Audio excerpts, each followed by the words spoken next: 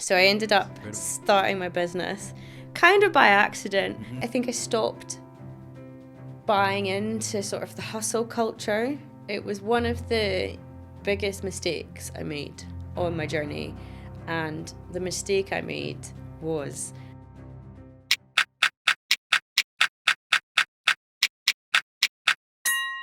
Welcome, Joanna. Thank you. Thank you for being here today. Thank you for having me.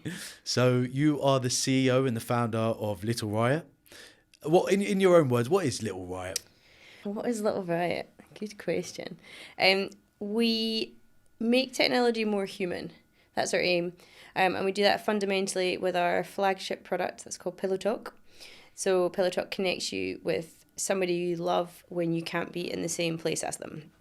Very nice, very nice. And so what we normally do with all of our guests is we start at the beginning of people's journeys of where they came from and like see their journey, essentially. Can you share with us where it all started for you? In terms of the business? You can go before that as well, because obviously you was a strong woman of the year at one point as well. Yeah, I mean, that came after my business. I suppose when I look back on my life, so my dad is also self-employed. He runs his own business. So I grew up in an environment where like that was normal, and I watched my dad have free reign of his time and his efforts. And I think if you asked my parents, they would say they always knew I was going to run my own business. I was like one of those like obnoxiously entrepreneurial children. I like ran an illegal tuck shop out of my locker at school, like that kind of thing. And my business actually started from my university project. So I studied interaction design at university, which was kind of a hybrid. It was effectively a computer science degree with some design modules. And when I started the course, people like the first iPhone had just come out, and everyone loved the touch screen and how the gesture of how it unlocked and how tactile that was to use. And it was like a really exciting time for technology and how as humans we interacted with technology. And by the time I got even 2 years through my course, like everything had become about the smartphone. Everything was screen based. And I remember just looking around the studio one day at university and thinking, like, this is cool, but what's the world going to look like in 5-10 years' time when we're all literally carrying supercomputers around in our pockets? And at the time, everybody thought I was being a bit of a negative Nancy about the whole thing. But I wanted to come up with a way to use technology to just sort of feel connected to another person. So the way Pillow Talk works is it's a sensor, a wristband. It picks up your heartbeat and it sends the sound and the feeling of your heartbeat to a little device another person has. Most people put it under their pillow when they go to bed at night. And it feels like placing your head on someone's chest.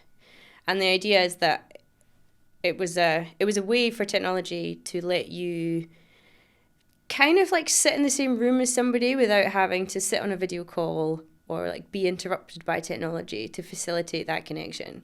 And at the time, it was very much just a concept. It was just a very experimental, out there thing. And I made this prototype. I made this 1-minute video. It went in my degree show. I was planning on graduating like everybody else and getting a job. And the 1-minute video I'd made about the product ended up going viral on the internet. So I ended up starting my business kind of by accident, mainly out of naivety, because I had all these people. I had hundreds of people emailing every day saying, where can I buy this? And, I was 22, straight out of university, thought, oh, well, I'll make it. How flattering. Oh, no idea how hard that was going to be.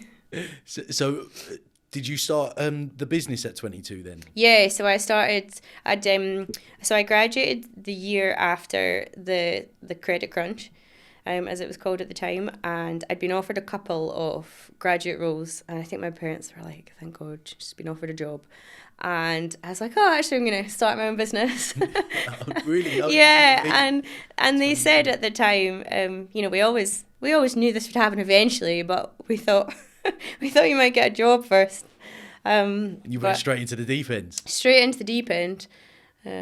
So yeah. That's incredible. And did you like kind of foresee how successful it was going to be, or did you thought the hell of it? I just wanted to work for myself. You saw what Dad was an entrepreneur, and so I'm not sure I ever necessarily thought about like being self-employed or being my own boss or running my own business. Like my drive wasn't so much around wanting to be my own boss or wanting to run a business. It was more, I had come up with this idea for this thing, and all these people wanted this thing because they thought it was going to make their life better, and I wanted to give those people the thing, and a business just happened to be the vehicle upon which we would make that journey. That's incredible. So what was it like for you running this? Like how did it all unravel for you? Oh, very, very. I was going to say very slowly. So it was a bit of a rocket ship in terms of like the product and the press and the visibility it had. And now that I'm 13 years into my journey of like running a business and supporting other people and running their businesses, I look back and I realize, in many ways, that's such a blessing, and that's so rare to have that kind of interest in something that doesn't exist yet, and that kind of validation from your future customers. But it's a little bit of a double-edged sword, because it felt to me like I was 22, straight out of university, didn't have a clue what I was doing. It was before startups were really a thing. It was way before anybody built hardware or built physical products anywhere outside of China. Getting any sort of help or support was quite difficult at that time, and I had to learn a lot of the mistakes the hard way, and it felt like I did that with like quite a big audience. I had sort of 50,000 people on a mailing list on a Facebook page watching my YouTube channel, whatever it was I was putting out there, trying to share this journey with people that I knew were trying to give me money for this product. And so like in some ways it was good, but in others it was stressful at times. Well, that's exactly what I was going to ask you. Knowing you had that big audience, did you find that there was a lot of pressure, like to get the wheels in motion, to get things moving? And I can imagine that it's like, because of everyone like, oh, how can we get this, it's like you've just taken off, you haven't even started yet. So yeah, huge. And I mean, every update I sent out, every video I posted, most people were supportive, but there was maybe 1 in 10 that would reply and say, why haven't you done this yet? Why isn't this launched? What's taking so long? Are you even still working on this? So sometimes the good thing about people like that is they might give you the answer to, like why you might give you an answer to something that you might need to focus on.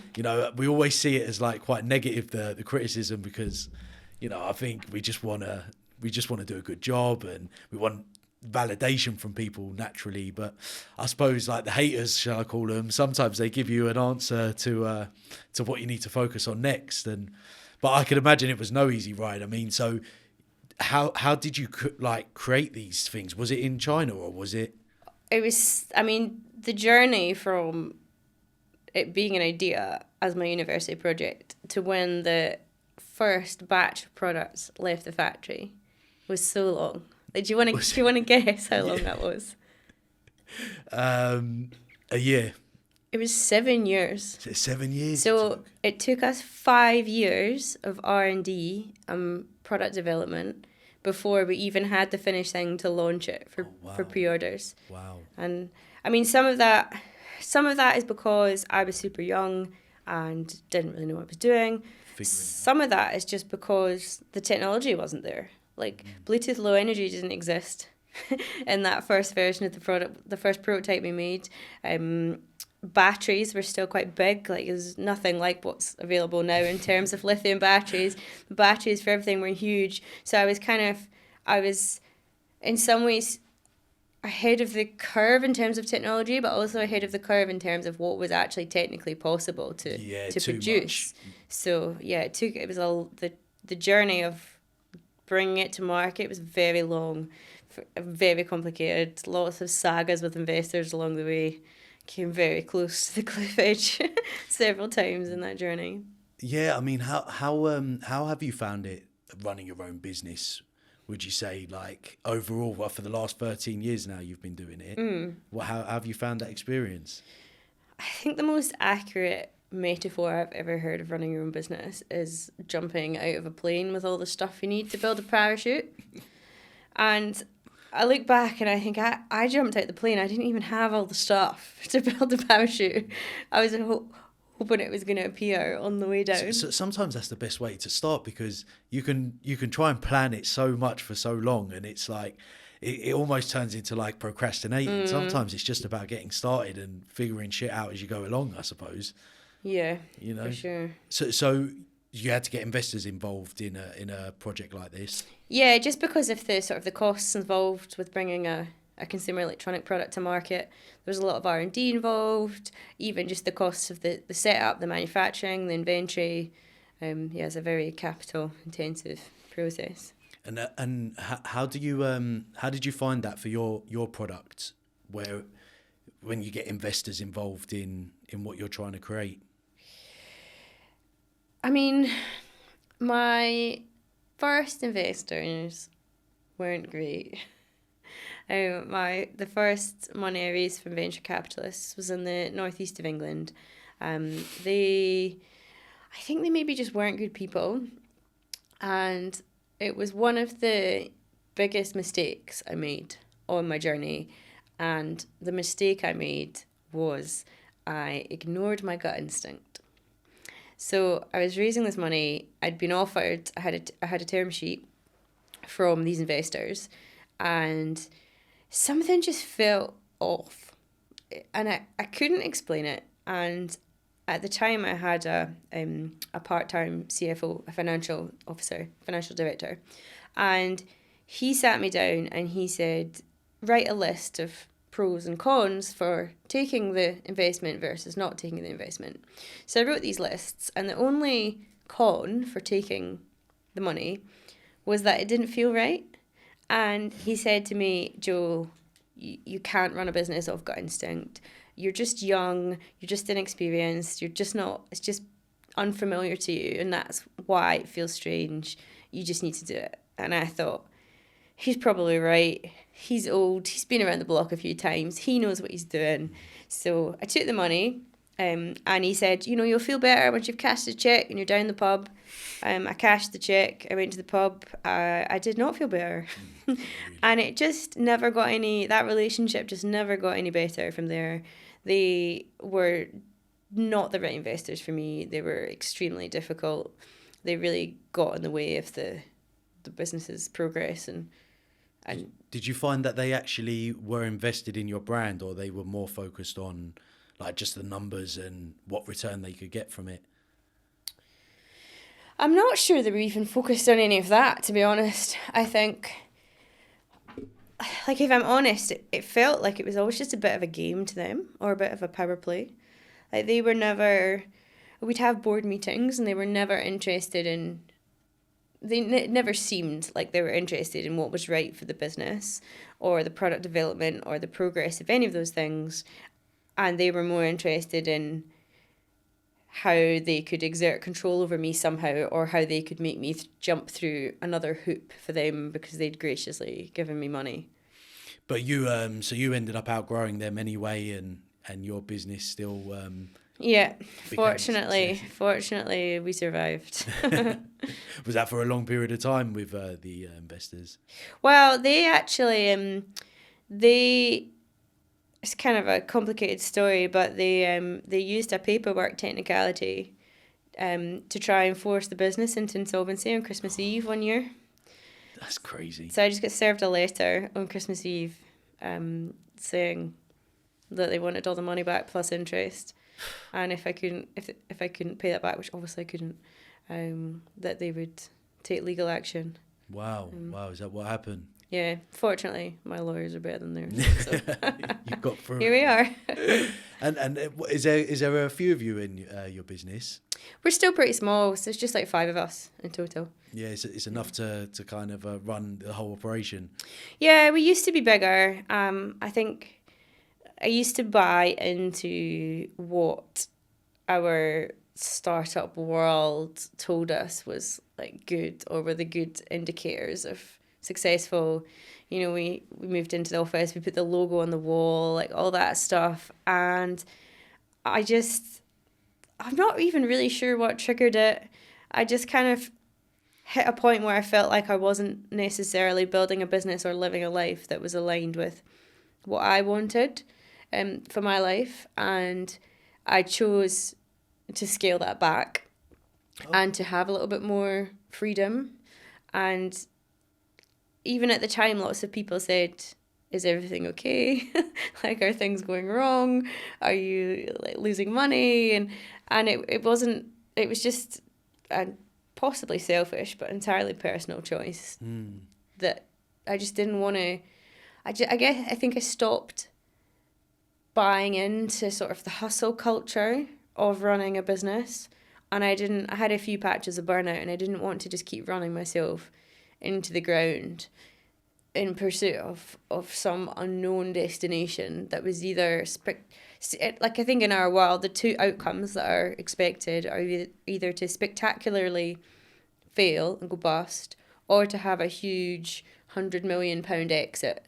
And That's fair. there's doesn't seem to be any discussion about anything in between. Yeah. What if you just run a perfectly successful business that's profitable and changes lives every day? Like, no one talks about that, do they? They just want to hear about the failures and the big exit. That's fair. And what did you scale it from to? About 15 people down to down to the 5. 5, yeah. And it's just I think it's just being clear in your head what it is that you actually want, because I don't think there is actually a right or wrong answer. Obviously, you know, you don't want to miserably fail. That's generally not on the table. But I don't think it's wrong to say, I want to stay at this size of a business and carry on down this route. That will have its own challenges, I'm sure. But just like these, there's loads of challenges over here. Obviously, you'll have loads of challenges in what you're still doing, but at least it's probably a lot more manageable and maintainable. Because you spoke about burnout. Was that something that you was quite familiar with? I mean, I had a couple of patches. I had an incredibly bad patch in, I think, 2018. So we finally launched the product and shipped we had this huge back order list of people who had pre-ordered the product, some up to 2 years before it was actually available. Wow. And we had this big push in 2017 to get all those orders fulfilled and shipped before Christmas. And so I spent most of that year in China in the factory overseeing my own quality control and watching the manufacturing. And we shipped all those units. I watched the first batch leave the factory. I had to leave to go straight to the airport to get on a plane to come home. By the time I landed in London, people had started to receive the product, and there was like a glitch in the Android app, so people were opening support tickets and it was just chaos. And I spent all of Christmas trying to sort that, and then I went straight to a conference in Las Vegas called the Consumer Electronics Show. It's the biggest one, I think possibly the biggest conference in the world. It's 200,000 attendees, and it's like the launch of all new consumer electronics. So I went and did 5 days on a trade stand there, saying the same thing over and over again, and came back, hired a new operations girl, straightened out all my customer services ops, and then crashed and burned. My body was just like, whew. And I got so ill.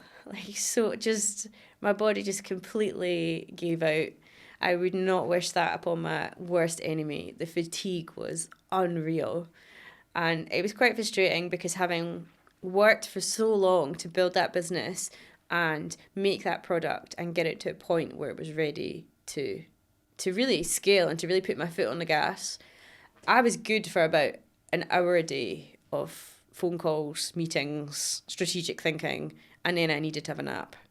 It was awful. I mean, one thing you said that was incredible, that people were waiting 2 years for your product. That's a loyal fan base. Stressful though, very stressful. Lots of pressure, and the fact that you went to China as well. I mean, that must have been quite an eye opener. Yeah, I mean, it was so interesting. Like it's one of the things that's been amazing about the journey is even the times it was so really even the times that it was really difficult. I guess the flip side of that was I was getting all these really amazing experiences. So sometimes I'd look at friends that had graduated, taken jobs, followed the more traditional path in life, and I'd think, their lives are much easier, they're earning more money than me, they've got less to worry about. But then I'd think, well, hold on, I've just been flown to Berlin to speak at a conference, or I'm in China in a factory, watching how packaging is made, or so. Yeah, no, that's incredible. Because you've obviously, you were saying about conferences, you've done a TED Talk before as well. Can you remember what it was like, getting up on stage? I think the first one I ever did. So when I finished university, I had all this interest in my product, and I decided I was going to go for it, try and make this product somehow. And there was an organisation called Innovate UK, and they had this grant opportunity come up, and I thought, well, I'll apply for that. So I had sent off an application, and then I got a phone call saying I was one of 3 finalists who'd been shortlisted to win £100,000, and I had to come to a conference, and I had to pitch to these 3 judges on stage. And at the time, I still didn't even have a business, didn't have a limited company. Oh, wow. Didn't really know, still hadn't really figured out how I was going to start this whole thing. And next thing I knew, I lived in Scotland at the time, so I was on a plane to London, and it was in the Business Design Centre in London, and I had to get up on stage in front of thousands of people and try and convince 3 very serious grown-ups to give me £100,000. Did you get it? No, but I got the 2 winners got £25,000. Oh, even so. So yeah, and again at the time I probably didn't appreciate the magnitude of that, and also the sort of vote of, I don't know what the word is, confidence, I suppose, that just gave me a bit of credibility. 100%. The fact that I was 22, straight out of university, and the government had decided to give me £25,000 of taxpayers' money to try and build this thing. It was a huge tick in the box for my business that I didn't really realise at the time. Yeah, no, that's incredible at 22 years old as well to do that. I'm sure you're really proud of yourself at the time, to be fair. I don't think I really realised what was happening. It was all such a whirlwind. It just went from being a university project to suddenly I was getting hundreds of emails, and then I'd won this money, and suddenly I had a business, and I was meant to be going off to do a PhD in computer science, and suddenly I had this business, and I was on the BBC, and I was speaking at conferences, and you was on the BBC as well. It had that initial sort of whirlwind of the product. It got so much press. I was on the radio, the TV every week. There was something. It was crazy. And what sort of clientele were you dealing with at the beginning? In terms of customers. Customers, yeah. Mostly couples in long distance relationships. Yeah. Because that was sort of how the product had been pitched as my university project. That was how the video was sort of a little story of a couple that weren't in the same place, and they missed each other, and then they go to bed, and they use the product. So I think that is very much the audience that it resonated with, because people in that situation watched that video, felt that pain, and then saw there was a solution. Oh, that's and you've now moved into hospitals. Yeah, again, kind of accidental. It was always sort of on the plan eventually, and then in maybe 2017, 2018, maybe later than that, maybe 2019, we had a hospital in the Netherlands reach out and say, we've read about Pillow Talk in the newspaper, we think it would be really good in our children's hospital, can we pilot it? And I thought, don't know how I'm going to do that. And I went to see them and I said, look, this is really cool, but, we're a really small company. We just make a consumer product. We don't know how on earth we're going to do this. Mm-hmm. And they said, oh, is it CE marked? And I said, yes. And they said, can we wipe it down with alcohol? And I said, yes. And they said, cool, we'll do the rest. And they were, like, I tell you what, I can see why the Dutch have such a good reputation for innovation, because they just figured out how to get it done. They just worked with the product as it was. The nurses all got on board. They ran this pilot in a ward of children under 2 who'd had heart surgery.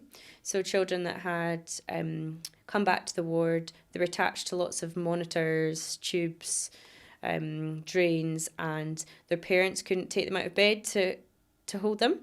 So we would give the wristbands to the parents, and the mum or the dad would send their heartbeat into like a teddy bear that the kid had in bed. Into a teddy bear? Yeah, either like a teddy bear, or like if it's a very small child, it goes into like a sort of flat mattress thing underneath them. Wow. And have you are you working with any other hospitals, or was that the first one that you've started working with? So that was the first one, and at the time we just thought we were doing it as a sort of nice to have. We just thought it's a nice comfort piece for the parents. But what they actually discovered was the kids that were connected to their parents, they fidgeted less, their heart rate was lower, their breathing rate was lower, and they scored higher on what's called the comfort skill. So actually they think that long term will have an impact on children's well-being, and the parents really liked it because it helps them feel like they're contributing to their child's care rather than helplessly standing around a hospital bed. So they published this as a piece of research, and it kind of opened a bit of a can of worms for us in a good way. And off the back of that, we had lots of other hospitals reach out asking to pilot it. So yeah, we're in a couple in Europe, in the US, some in the Far East. It's been a journey. That's incredible. And how do you find it working with staff and people in your while you're trying to create this idea? Because I work with people as well, and I always found it a lot easier when you're managing yourself. Mm-hmm. And I was curious to know how you find it managing people and innovating at the same time. It's very much something I learned on the job, because the downside of starting my business straight out of university was that I'd never had a job before. So I had no benchmark for what like a good manager was, what a good team looked like. I was just winging it, and I think when I look back, like overall, I think it worked out all right. I'm not sure if my approach would have worked at scale, like had the business continued to scale. I think at the very beginning, like I tended to do that classic thing if I hired other people that were like me. So we were just a bunch of really young people in like our early 20s who could work all the time and then go to events in the evening and like fly away weekends to go pop up a demo stall somewhere at another conference, and I don't think that would have been sustainable long term or across a whole team of people. I think we would have needed a little bit more dynamic diversity, a bit more variety, probably some better experience, some older people. It's something I'm a lot more aware of now. So like our advisors now, our board, there's a much broader range of voices and backgrounds at the table. So while you were doing this this whole business, you also was competing and you was a Strong Woman of the Year? Yes. So in maybe my early to mid 20s, I just got like university fat, and right. I'm still university fat, so don't worry. I wanted to lose some weight, and I just kind of got a bit carried away. Like I'm just not. I think I'm just fundamentally not really somebody that does anything by halves. So it started as a bit of a gym obsession and going to a lot of gym classes, And then I just got really into it, and then I started working with a coach, and I trained in this gym in the northeast of England that at the time, I think it was an industrial unit, and it was a bit like gritty. I think those are a bit more common now, but at the time they weren't. And so I used to go there 3 times a week and train in the freezing cold in this industrial unit. And the guy that ran that gym was the former Britain's strongest man. Oh, wow. So on a Saturday morning, lots of strong men used to come and train. And there's only so long you can hang around people that are like pulling trucks and flipping tires before you think, I want a shot of that. And so I'd entered a strong women competition kind of on a whim, and I ended up coming second in the competition. But what I didn't realise was that competition was actually a qualifier for England's Strongest Women. So then I qualified for that. And my coach said, well, you've qualified, you may as well go. So my only aim that first year was not to come last. I just didn't want to come last. And the first year, I came 4th. Well, which meant... Still impressive. Well, it meant I was the first person off the podium. Oh, okay. And I was like, oh. So I was like, next year I'm going to be on the podium. And so, so the following year I managed to win it. Oh, wow. So I became England's Strongest Woman. And then went on the following year to become Britain's Strongest Woman. That's incredible. And you took you took obviously quite a big passion towards it all, like all the training. And did you find that helped support you in business as well? Yes, absolutely. Took all the stress out.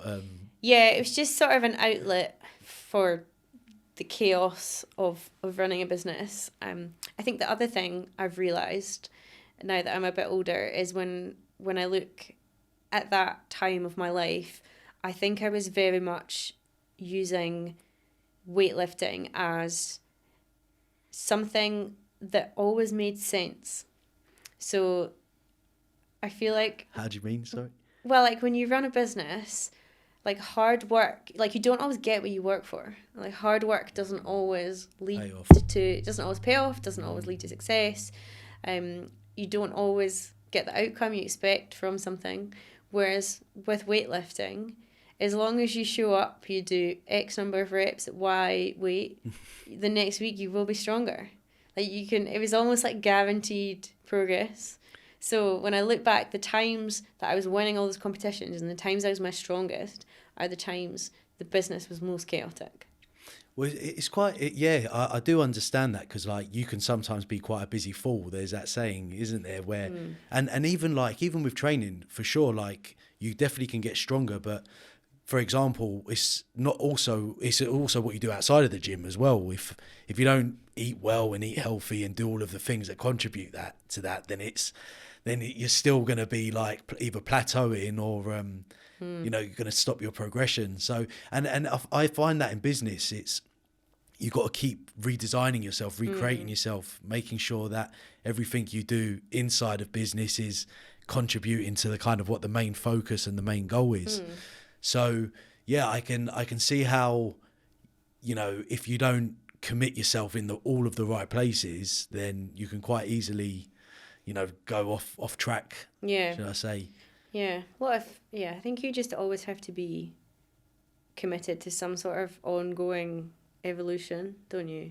I guess they're all just growth. Yeah. In some way or another. I mean, I'm very much built like that.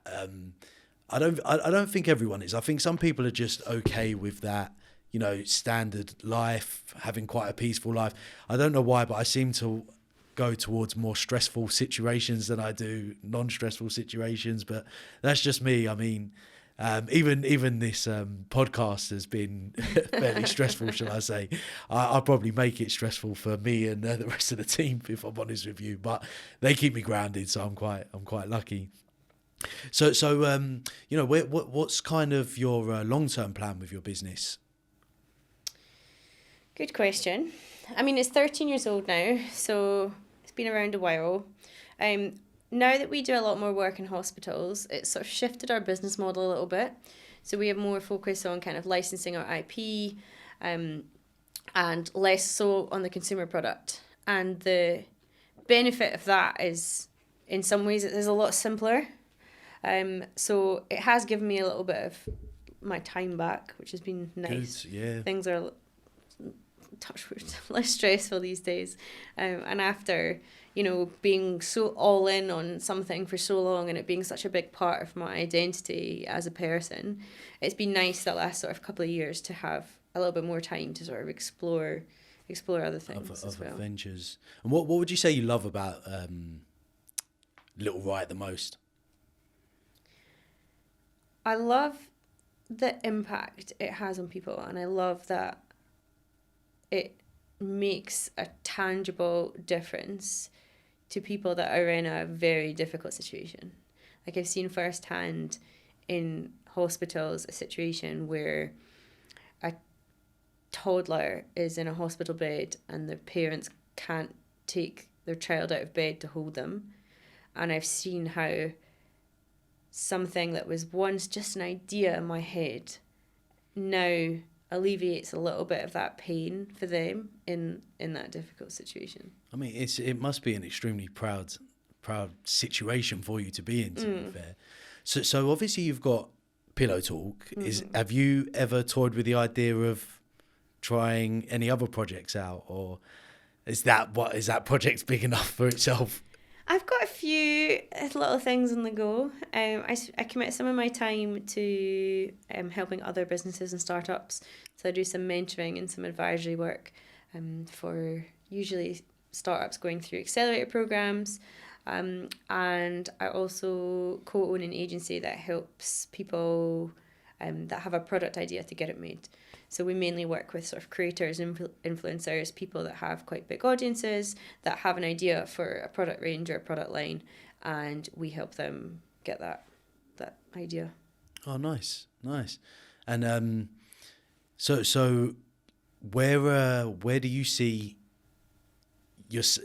I'm kind of a bit lost for words because we've covered quite a few things. Do you ever see yourself going back to your strong woman competition, or? Potentially. I mean, I still, I do a lot of exercise just as a person. Now. My weightlifting took a little bit of a back seat because just under 2 years ago, my appendix burst and I caught sepsis.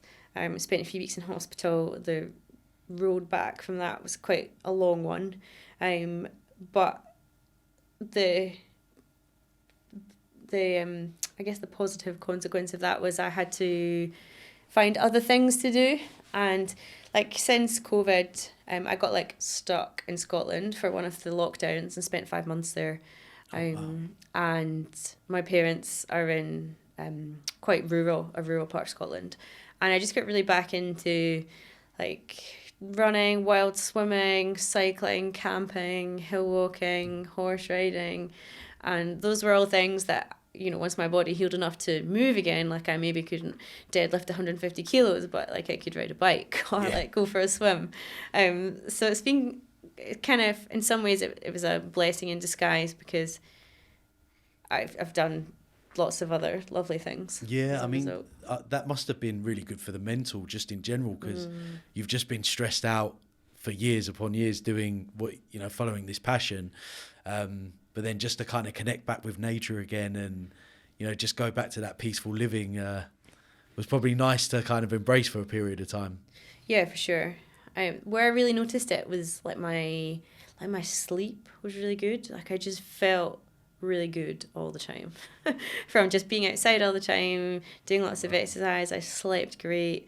I just felt really good off the back of that. And it's partly why, again, I just don't buy into the hustle culture anymore, because that experience has just made me realize there's kind of more to life. And I don't want to build a business where I have to work 80-hour weeks and I can't go and swim in a wild loch in the afternoon, or I value that. So sometimes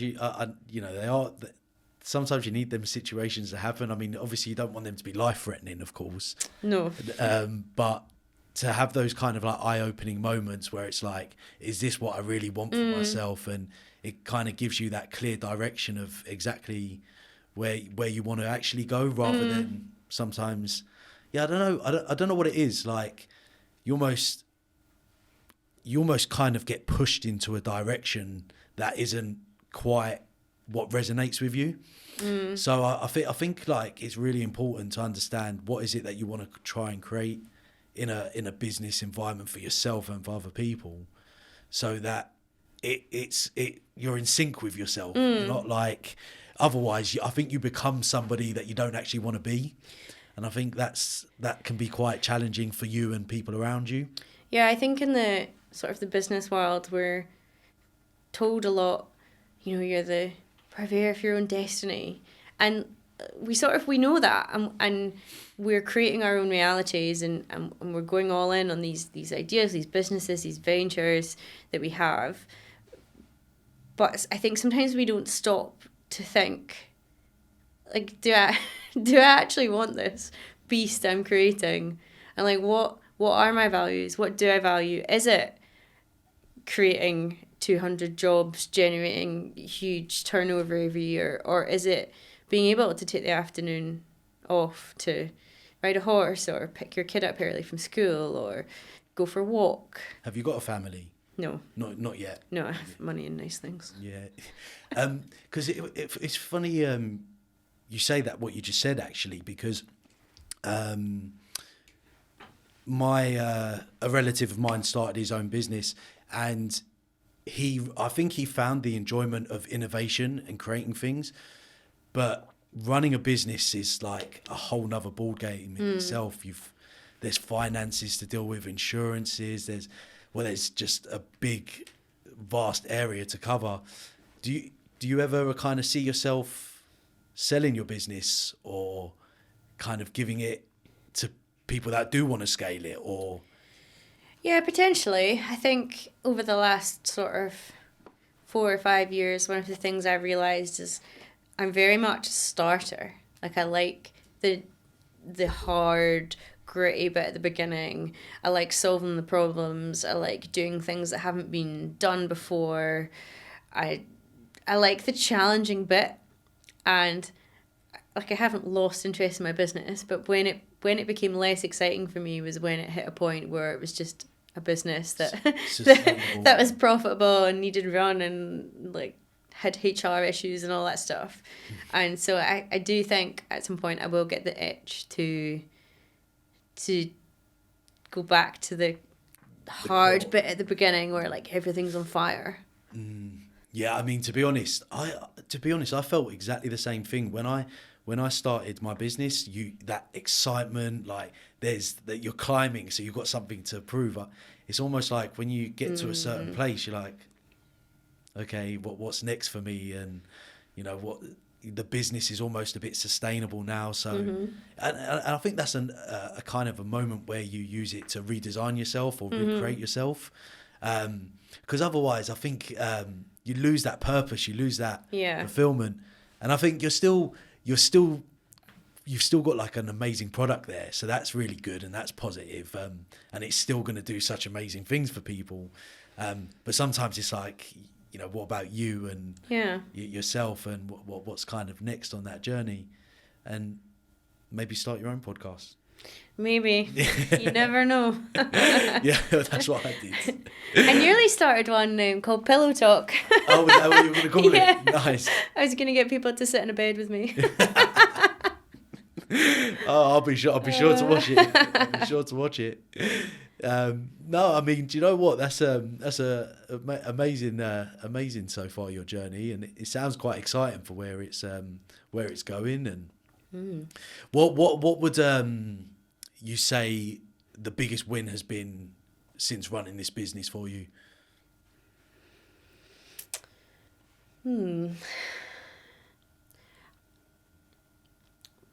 For me personally, probably the biggest win was the moment that first batch with all the pre-orders left the factory. After people waiting 2 years.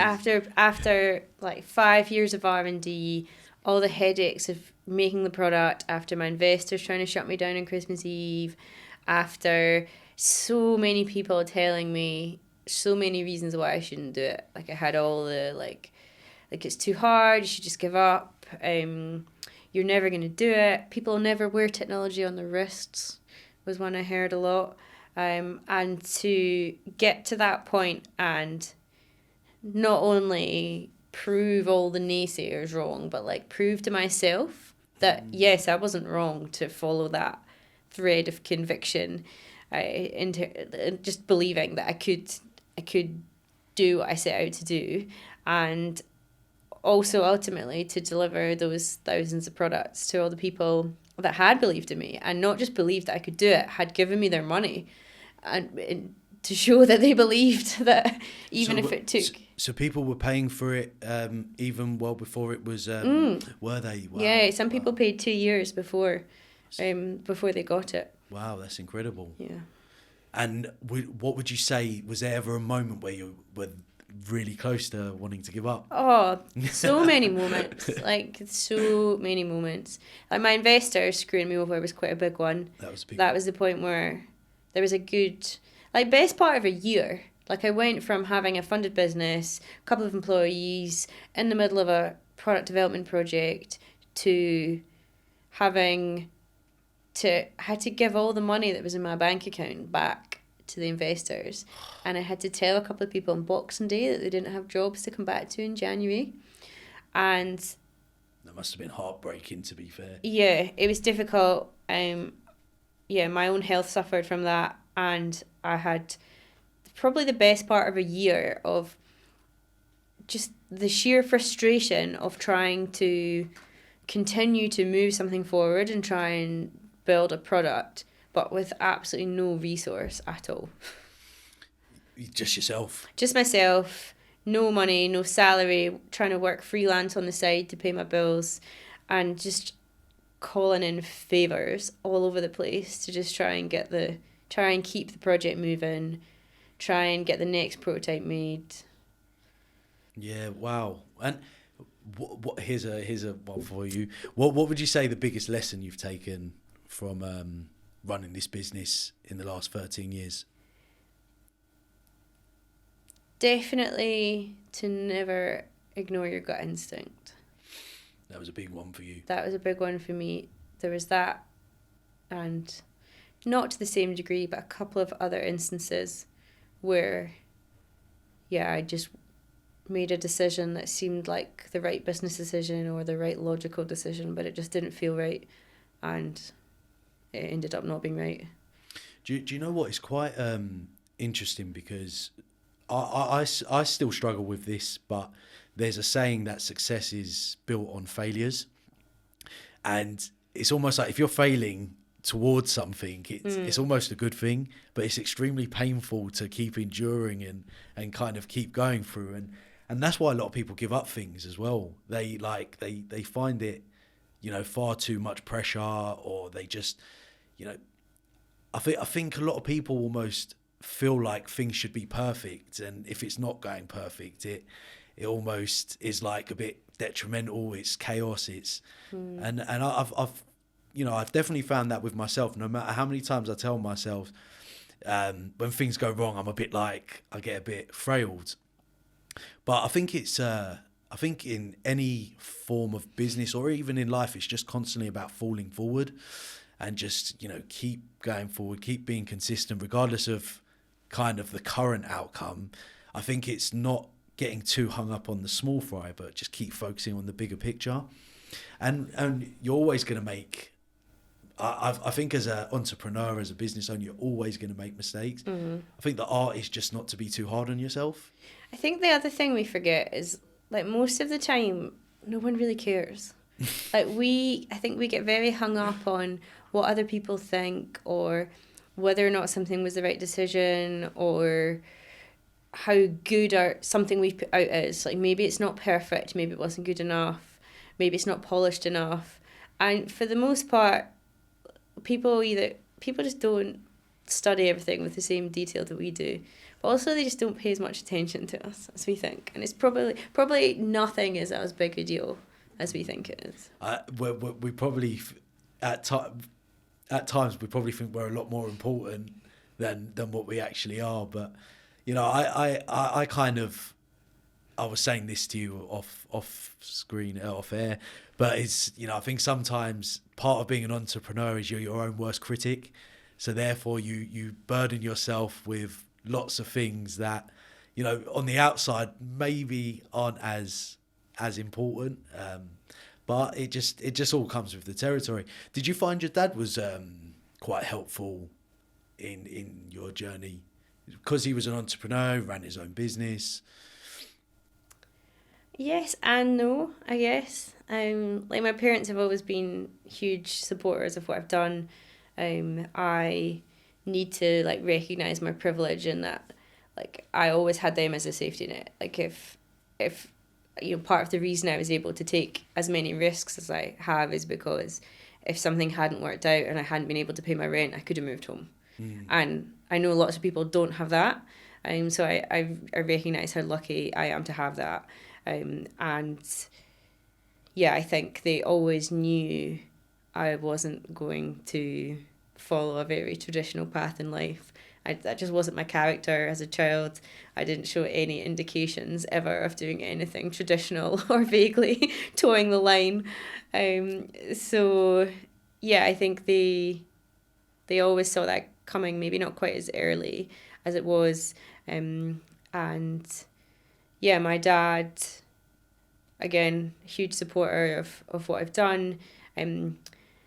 Sometimes helpful, sometimes not so much, because I think I think obviously our generation is very different to our parents' generation. For sure, yeah. So yeah, my dad has built quite a sort of traditional service-based business, whereas I always had kind of bigger ambitions in terms of my reach and my scale, like maybe to my own detriment. I mean, he would say I'm an entitled millennial who's been brought up believing I can have it all and do whatever I want. Do you know what? It was a couple of things that you said that reminded me of what my dad said to me. Is I think when anyone's starting a business, it's always taking it back to the basis. It's like the worst case scenario, and you know, God willing for a lot of people, but you've always got a roof over your head. And I like the simplicity of that concept, because it's sometimes you feel like the world's going to end and like, you know, what's going to happen. But you just got to remind yourself, and it might have been a little bit difficult for you because you never actually worked for someone. But like you could always go back to working for a company. I mean, to be honest, you could go work for a company if it all went there. Could you ever see yourself working for a company, I suppose? No. No. But it's a good point. Like, I remember years ago I used to live in Newcastle, and I worked in I call it a co-working space. It was a very small office in the loft of a building. Then there was it was very early startup days, and there was a bunch of us all sat and worked in it.